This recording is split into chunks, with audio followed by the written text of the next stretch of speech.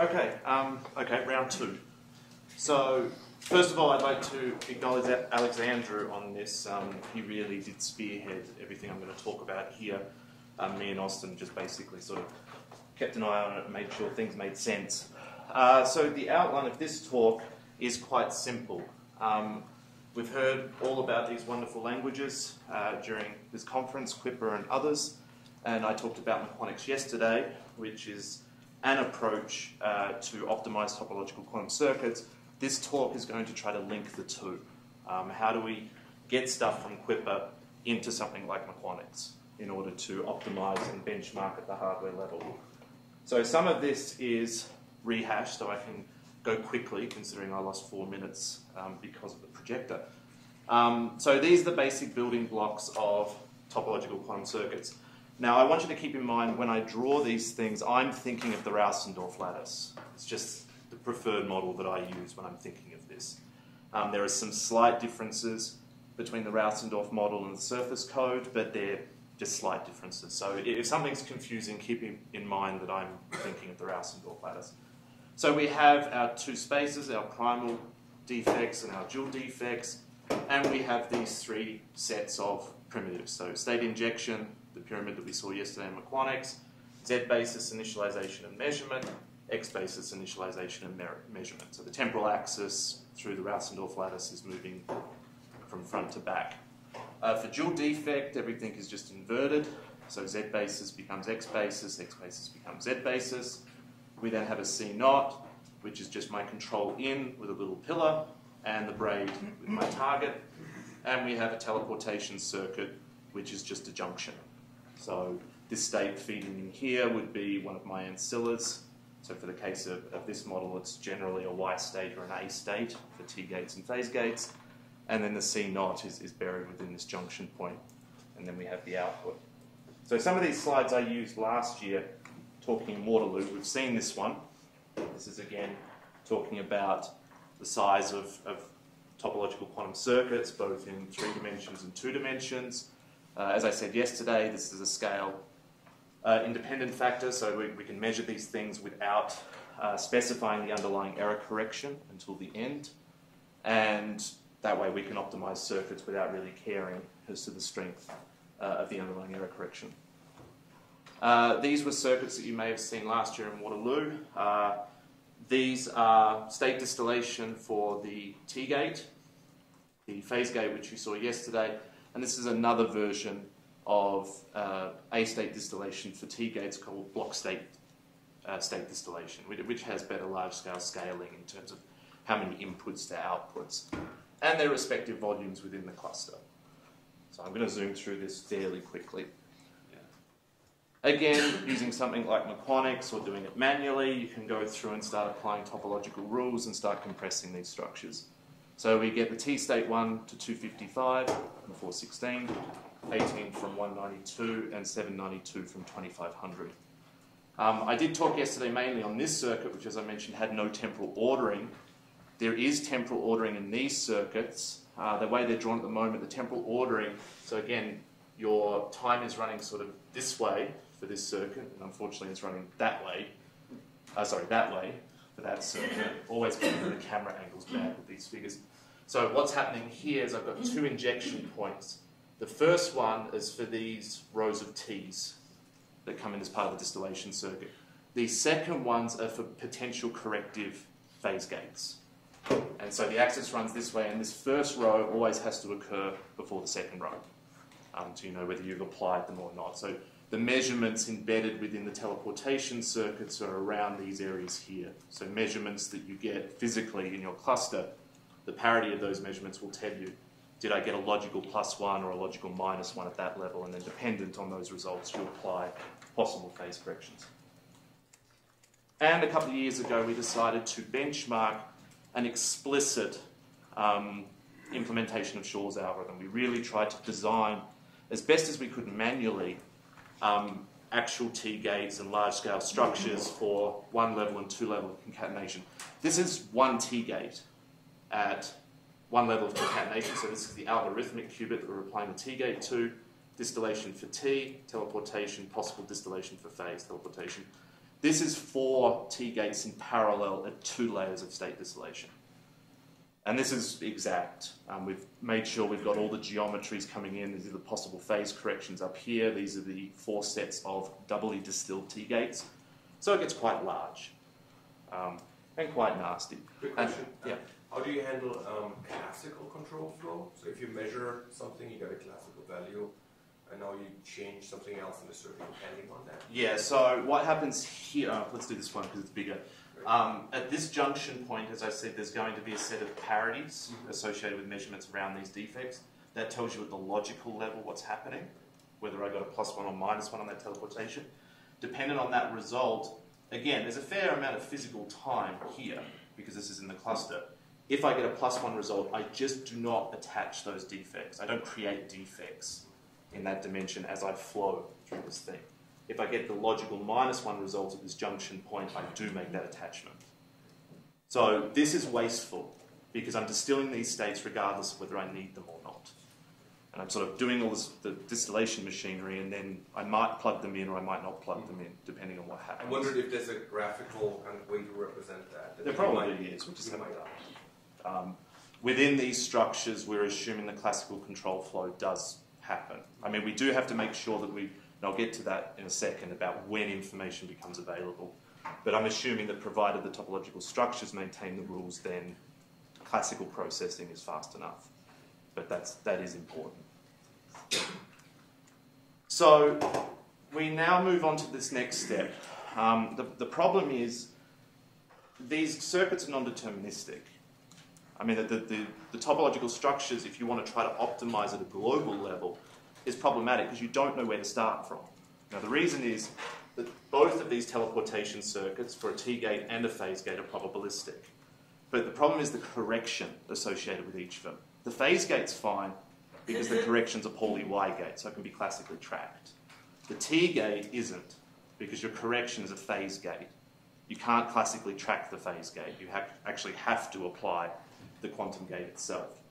And if we're using Y-state distilled ancillas to do that, we now have other distillation circuits, and we can be wasteful. But we can't optimize for every circuit with having these distillation resources, because for every T-gate, there's a 50% chance that I'll need the phase gate or don't need the phase gate, and it's indeterminate from the start. So I can't pick a starting circuit if I want to try to optimize it at higher levels of subroutines or algorithms. Now, sorry, our initial thought, as I sort of put up in the title there, is this the largest structure that can be optimized from a starting point? Or can we do better? So everything in fault-tolerant QC is ultimately decomposed into C-naught, Hadamard, T, and phase in this model. So Toffoli gate, this is the standard Nielsen and Chuang decomposition. There are better ways to do it with fewer T-gates, but we just use this. The control V gate here, so V square root of X, again 2 C-naughts, 3 T-gates, and the well-known decomposition of arbitrary rotations into a logarithmic sequence of Hadamard, T, and phase. So everything gets boiled down to this. Now, how do we take care of this indeterministic phase correction every time we apply T-gate? Well, we use these 2 circuits here, and these are what's called selective source and selective destination teleportation. What these circuits are is, say this is selective source, so selective destination. So I have my quantum state here, I apply these 3 C-naughts, and then I choose, do I measure ZX or do I measure XZ? Depending on the choice, I either teleport this state to this line or this line, depending on the choice. So if you imagine this is the output of a T-gate teleportation circuit, I'll have some classical result here coming from the previous circuit. That classical result will then dictate which bank I choose. If I require a phase gate correction, I choose to teleport to this 3rd line where a phase gate is waiting. Otherwise, I teleport to the 4th line where I don't do anything. Now, this means that it's 50-50 whether I'm teleporting my qubit to this line or this line, but I can plug on this circuit to this output. And this is called selective source teleportation. So dependent on these results, I either teleport this state to this line and destroy this one, or I teleport this state to this line and destroy that one. So I plug these two things together,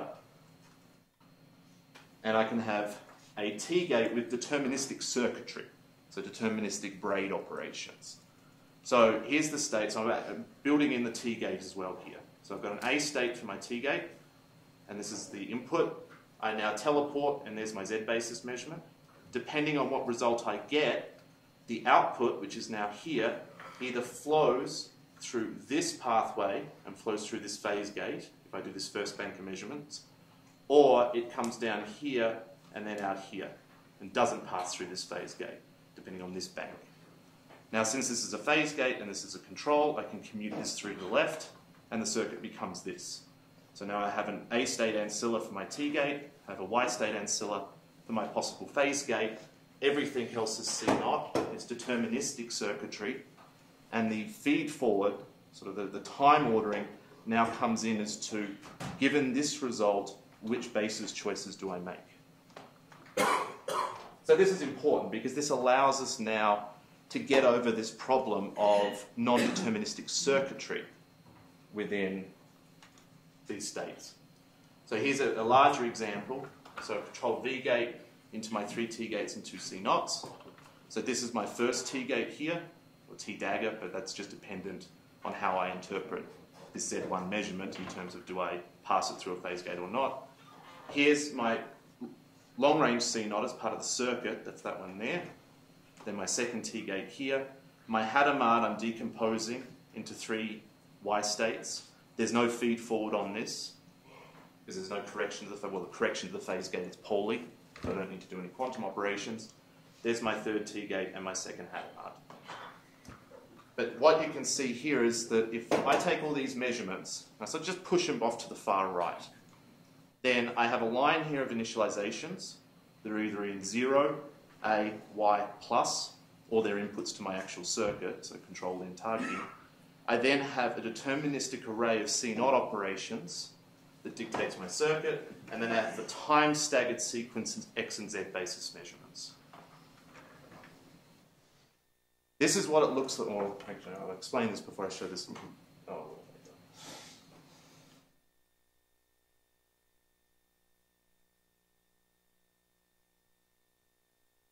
Okay, I'll explain just one thing before I show this little clip. So, this is assuming these A and Y states don't require any distillation resources. Of course, within the fault-tolerant model, they will, either at 1 or 2 levels. So what I can do is the state distillation machinery, I can play the same tricks with for my T gates and my phase gates, arrange them in this form, which we call the initialization C0 measurement structure, ICM, and then I can bolt on my circuits for Y state distillation or A state distillation at any level of concatenation I choose. So this little movie is I bolt on 2 levels of concatenated distillation for both A and Y states. So it gets quite large. But the structure is still the same. On this side I have either 0 plus A or Y. The A and Ys are now at the physical injection level. I've now got this massive array of C knots that are doing all my distillation, all my algorithmic components, everything, and then X and Z basis measurements here. We didn't illustrate it, but this is obviously time staggered, depending on where my T gates are. And that's where the feed forward is. So I've got to move along here. So yeah, this is, as we call it now, the ICM representation for fault-tolerant quantum circuits, and they all look like this at the fundamental level. Now, here's where things get a little bit tricky when it comes to optimizing these structures and starting to convert them into topological forms. It's when does information become available for these basis choices. So I've got a Z basis measurement here that tells me I either need to do this or this. Here are 2 topological structures that implement this circuit. The red bar here is the Z basis measurement on this qubit. I need to complete this topological structure, get my parity information, and calculate what logical measurement I've done before I can change this last bit of the circuit. So as you see here, I've got a bar, no bar, no bar, bar. That's Z, X, X, Z. This circuit is the other version. So I've got no bar, bar, bar, no bar. That's the X, Z, Z, X basis measurement here. So as I optimize this structure, I've got to always make sure that I have this information on the red bar before I make any subtle changes between the two topologies. So I did compress them. The actual way I've compressed them is special because I'm doing this for a different project. But they have the same volume, and this was about as good as I could get. They only differ after this red bar. So it's a bit hard to see and without manipulating 3D. But if you sort of, time's running from here down through here, the structures are identical up until this red bar, and then they slightly diverge. So here I've got a loop around here and a bar. Here I've got a loop, and it goes sort of this way. So they do differ after the red bar. So this is on the face of it okay. I don't change the topological structures until after I have this information. So as I'm moving through my cluster, I do exactly the same things, and then dependent on my parity results here, I slightly change the geometries in order to apply the corrections. But it's not quite the case. It's nearly correct. Does anyone happen to have a guess why? It's this structure here. Okay, so this is actually the T-gate. This is the injection circuit. And this is the nice thing about this ICM representation is I can invert the temporal ordering here because I deal with it in a different way. So the blue is actually the phase state injection point, and the sort of teal is the T-gate injection point. But there is a correlation surface in the cluster that's here. So for me to actually interpret this red result, I need to be measuring all these qubits here at the same time. So I can't classically calculate what this means until after that structure has been sort of created. So in fact, I would want to sort of change this slightly so that this little loop structure actually occurs further, or earlier in time. So these are the kind of things you have to take into account. So while in principle in the ICM representation, you can have deterministic circuit structures, when information becomes available is very important. And that does dictate at what level you can optimize. And it might become extremely difficult. There's already difficulties in optimizing without worrying about temporal ordering. When we start having temporal ordering, it can get complicated, and I don't want to make any judgments as to what's going to be better at this point. The second problem is that state distillation protocols themselves have a probability of failure. So here is the Steen, yes, this is the Steen code in ICM representation. So this is sort of a blown up version of that littler circuit that we looked at yesterday from meQuanics, where I've sort of fed all my Y state injection points over to my input. This bank of X measurements here need to result in the trivial syndrome. So they don't need to measure 0 when I do an X basis measurement. Otherwise, I basically throw this thing away. So if my Y states have an error probability of P, this circuit is going to fail with a probability of order P. So in the ICM representation, you can build in redundancy for this. So for example, I duplicate this, and I have 2 copies, and I use a selective source teleportation circuit here. But these boxes are now controlled over which one has succeeded. And if both succeed, you just choose one. And I can teleport my output to this global output. But this is a little bit wasteful, because if I want to guarantee I have an ancilla state with a probability of 10 to the minus 10, well, if this is 10 to the minus 3, then I'm going to need 3 to 4 copies of this. And more than likely, 2 or 3 of them will succeed, or all of them will succeed. Now, in this particular structure, I'm going to throw away most of them, where I could be using them for other things. So there are some issues here, whereas ICM allows for global optimization in principle. In practice, there are circumstances where it's going to be quite wasteful. Now, you can play some other tricks, but when it comes to distillation and when it comes to organizing these structures, so how they're actually going to be implemented, you need to think of where things are being routed and how do I get injection points into the right point in the cluster. And it gets very complicated.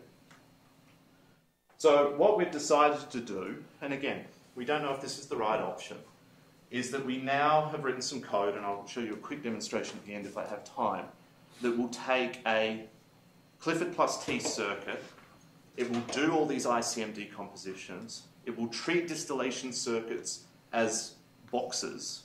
So we're actually going to collapse the ICM representation at the level of distillation and then start arranging these things and give you a topological version of the circuit at which you can start playing. So here's an example. This is just phase state teleportation. So my green box is now my compressed structure. My output here is here. This is basically where my Y state injection point is going to be. This is my input and output of the circuit and the braided C0 for teleportation. And so time's running along this way, and we sort of bolt this thing on, and then we bolt the rest of the circuit on. This is obviously unoptimized, but what we want is a starting point.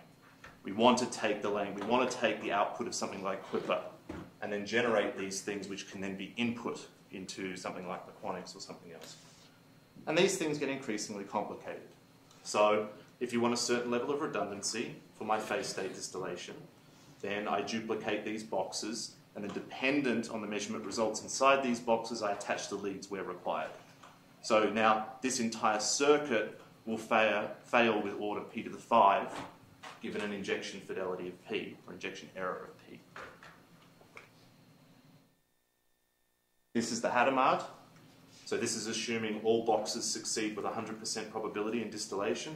This is again introducing the same p to the 5 redundancy for these boxes, and again you can attach the leads depending on what's happening in these distillation boxes. And then we move to the really nasty circuits. So here's your Toffoli. So this is all these little sort of C0 braids that occur here. These are all the selective source, selective destination teleportation circuits.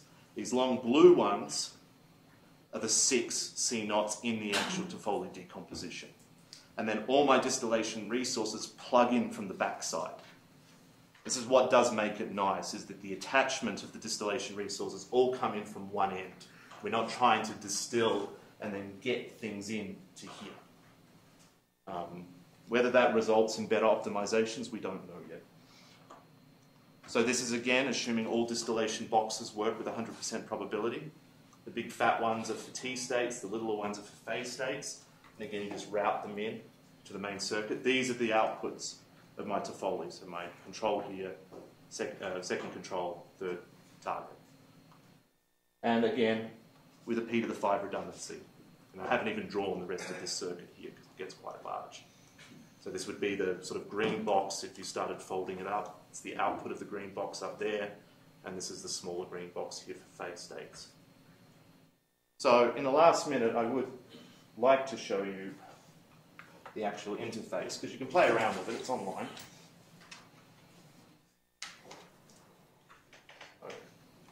Just so you can want to write it down. The address is payload.row/adder. And it's basically just WebGL. WebGL is screwing up if you put a C0 in this box at the moment. Alexandra's trying to fix it, we don't know what's happening. But C0s are boring anyway. It does work with the interesting gates. So here we have just a T gate. So you can see in the box here, T1. That's a T gate just on 1 qubit. So basically the box up here, you just have a time-ordered list. So, you know, T gate on qubit 1, Toffoli 1, 2, 3, Toffoli 3, 4, 5.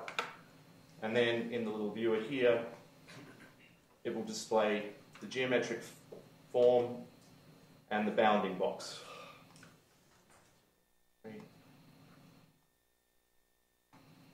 Center the camera. So again, this is the selective source, selective destination network. In order to do the T-gate, this is my data flowing along this line. I've now got a big bounding box for my T-state distillation, smaller bounding box for my Y-state distillation, and they link in to these two inputs here, my final outputs here. These boxes here, A-state fail prob and Y-state fail prob, you can specify what's the probability of failure of those distillation boxes, anything between 0 and 1. And then the second group is what's my target? To what level do I want them to succeed? And it will duplicate those boxes accordingly. So for example, if I put in a 10% failure probability of both of my state distillation, and I want to reduce that to, what's that, 1, 2, 3, 4, 5, 6 orders of magnitude, then it will simply duplicate that geometry and add in more boxes and route where it needs to. Basically, it pings, it attaches the leads to just the two closest boxes, but this can be modified according to, you can specify, did this box fail or that, and it will dynamically reroute. It will output to a geometry file. So there's a bit of an explanation file as to what all these numbers mean, but if you wanted to import this to a different program in order to construct these objects, you can. And you can go really nasty if you want. So let's say to Foley 1, 2, 3, then we'll do it to Foley 3, 4, 5, to Foley 5, 6, 7. We'll put in 6 gates because that's going to be really big. 8, 9, Foley 1, 5, 6. 5. And again, we'll go 10% failure on each of these things. And we'll take a look at this. Second.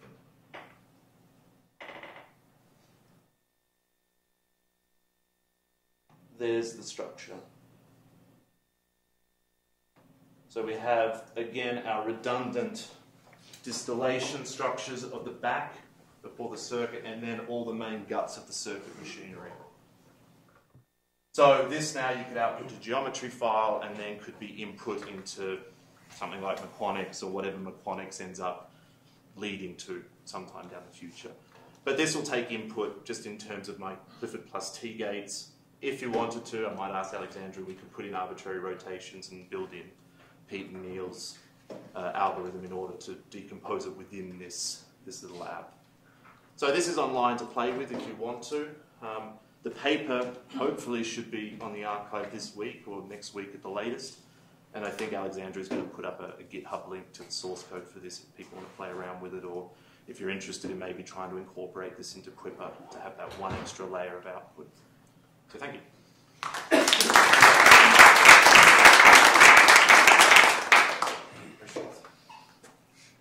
I have 2 questions. One is, so it looks like you have independent factories for each T-gate, is that right? Yeah. But then you had a comment on one slide that said that you could use like one master factory to rule them all, basically to route, and then route from there to each T-gate. Yeah, there's a possibility that you have a master factory and you use these selective source and destination teleportation circuits to try and get stuff in.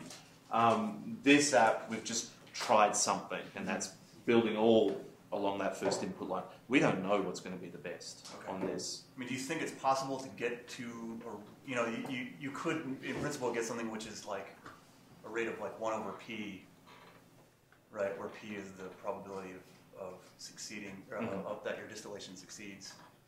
Do you think you can achieve that kind of rate? I honestly don't know at this point. I mean, the routing issue is significant. As to just how to get, an ancilla factory with a core processing region and getting things in with maximum parallelizability, maximum connectivity, and not wasting any resources. That's a significant problem. This is just where we've sort of started. I mean, you can see here that the structure of this is already highly wasteful. And there's a lot of white space in here, and it's unclear as to how much you can compact. But we have to start somewhere, and these things are pretty nasty. So my second question then is about the time ordering. So is the rule something like if you have a measurement on which you depend, then like any dual loops around that interact with that measurement have to be pushed in time to take place before that? Is that what the rule is? Sorry, say for example. So say for example your measurement is in here. It's a primal loop, right? Yeah. So the red bar is so at that point in time on that slice, I'm now ignoring this little issue that I said before. At that point in time, I have all the classical information necessary to say, do I continue with this structure or that structure? So any change. So even here, so that layer here, that dual layer could change because it's half offset. Yeah. From that primal red bar. But for example, it's hard to see.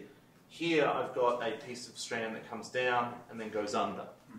In this one, I've just got a bar that just terminates in nowhere. Now that actually doesn't do anything topologically. It's just a piece that I've extruded. But I need it here because it's in line with this measurement and it exists here. Uh-huh. So Yeah, I need to right. create this bar in both cases. Right. But in this case, when I get down to this bottom bit, I now have my information. Yeah, actually, so my question is about the dual. The dual? Yeah, so in terms of, so you were saying is that the dual loop also gives you information, it gives you information that allows you to determine what the red bar No, is. it's in this case, yes, because there's a correlation surface that interacts with this correlation So I'm asking, is the rule there that the dual loop essentially has to all be scheduled before the end, before that red bar? The or at correlation least close to it. Yeah. So the correlation surface attached to that red bar, whatever that surface is, that entire surface has to exist in actual space at the red bar. Yeah. So in this structure, it doesn't. Yeah. It's offset because the joule's here. So in essence, I would have to push this here and sort of swap the orderings in order for me to have, I have the measurements of the red bar, but without the rest of the correlation surface, I don't know what that measurement means at that point. So yeah, you do have to do that. It gets tricky. More questions? Perfect timing. Thanks, Simon, again.